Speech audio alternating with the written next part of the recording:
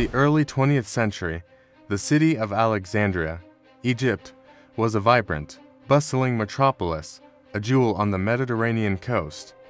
But beneath its glamorous surface, a shadow was growing, a darkness that would soon grip the city in a chokehold of terror.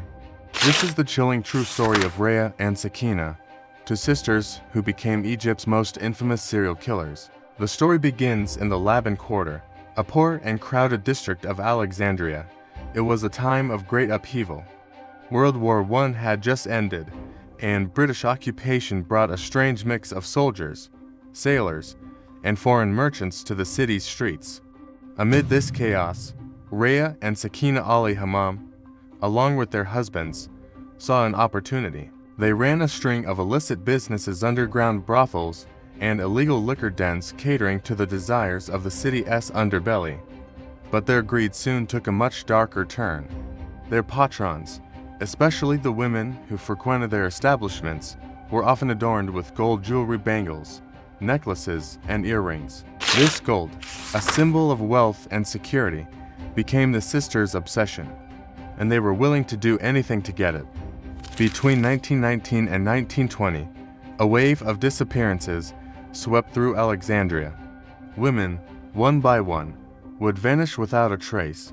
The police were baffled.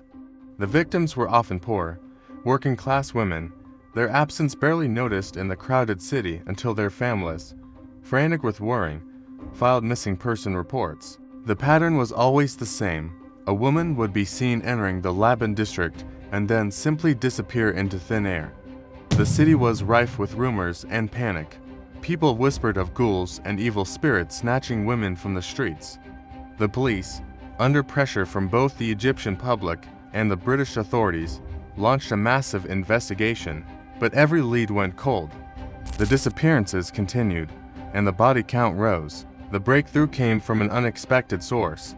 A landlord, trying to fix a clogged water pipe in a house previously rented by Raya and her husband, made a gruesome discovery. As workers dug up the floor to access the pipes, they unearthed human remains. The police were immediately called, and the house was excavated. They found more bodies, hastily buried beneath the floorboards. This horrifying discovery was the key that unlocked the entire case. The police quickly connected the dots. The house had been rented by Raya. They soon learned she and her sister Sakina had rented several properties in the area. A systematic search of all their previous residences began. In each one, the same horror was repeated. Skeletons were found buried under the tiles, crammed into walls, and hidden in cellars. In total, the remains of at least 17 women were discovered. The investigation revealed the sisters' terrifying method. Raya and Sakina, along with their husbands Haysabala and Mohammed Abd Elal, and other male accomplices, would lure their victims back to one of their houses. The targets were always women wearing gold. Once inside, the gang would offer their guest a drink, often laced with a sedative. As the woman became drowsy, the men would overpower her, holding her down while one of them suffocated her with a wet cloth. The process was brutal and efficient. Once the victim was dead, Raya and Sakina would strip the body of all its gold and valuables. Then, the men would get to work, pulling up floor tiles, digging a shallow grave right there in the room, and burying the body. They would then replace the tiles, cover the area with a mat, and continue their lives as if nothing had happened, often sleeping in the very same room where their victims lay buried. The arrest of the gang sent shockwaves through Egypt. Raya, Sakina, and their husbands became household names, symbols of pure evil. Their trial was a media sensation, the first of its kind in the modern Egyptian state. People crowded the courthouse, desperate to catch a glimpse of the monsters who had terrorized their city. Inside the courtroom, the sisters' testimony painted a chilling picture of their crimes. They showed little remorse, often blaming each other or their husbands.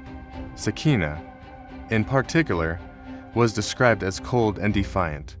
She allegedly confessed with a shocking nonchalance, detailing the murders as if they were simple business transactions. Raya, on the other hand, was said to be more submissive, claiming she was coerced by her husband.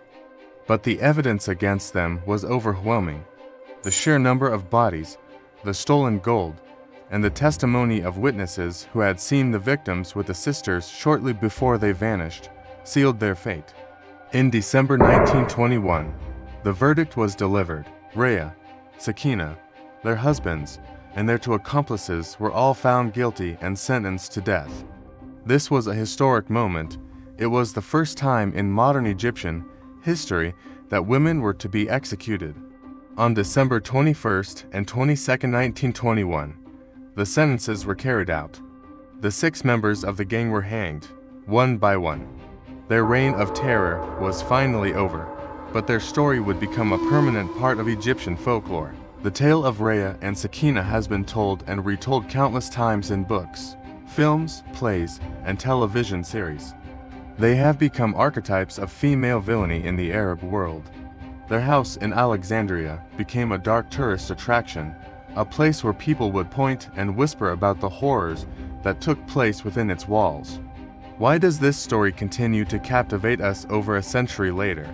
Perhaps it's the sheer audacity of their crimes, committed right under the noses of their neighbors. Perhaps it's the shocking betrayal of trust. The victims were often acquaintances, lured to their deaths by women who offered them friendship and hospitality.